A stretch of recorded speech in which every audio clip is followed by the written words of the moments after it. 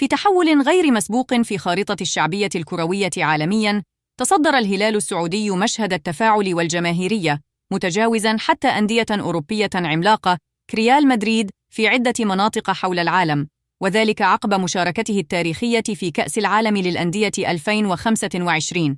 وفقاً لمنصات تحليل البيانات مثل جوجل تريندز وكروت تانجل، سجلت حسابات نادي الهلال نمواً تخطى 6 ملايين متابع خلال أسبوع واحد فقط، عقب انتصاره الكبير على مانشستر سيتي.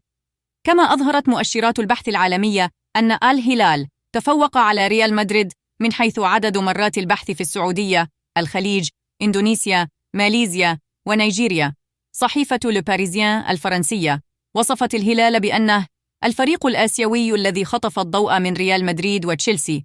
أما صحيفة The Athletic فذكرت أن الهلال بات حالة تسويقية عالمية بعد أن أصبح الفريق الأكثر تفاعلاً على منصات تيك توك وإنستغرام بين جميع الأندية المشاركة في البطولة.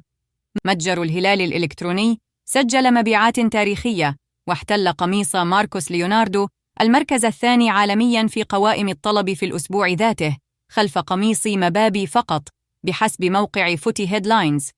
وفي أمريكا اللاتينية بدأت جماهير بعض الأندية البرازيلية والمكسيكية تتداول صوراً للهلال مع تعليقات تشير إلى إعجاب غير مسبوق بناد عربي، على الرغم من أن ريال مدريد لا يزال الأعلى من حيث الشعبية العالمية عموماً، إلا أن الهلال تفوق عليه زمنياً وجغرافياً في فترات ومناطق محددة.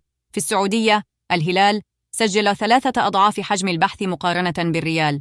في آسيا الإسلامية الهلال تقدم في مؤشرات ماليزيا وإندونيسيا. في نيجيريا والسنغال الهلال بات من بين أكثر 5 أندية بحثاً بعد نجومية سافيتش وليوناردو بالمحفل العالمي.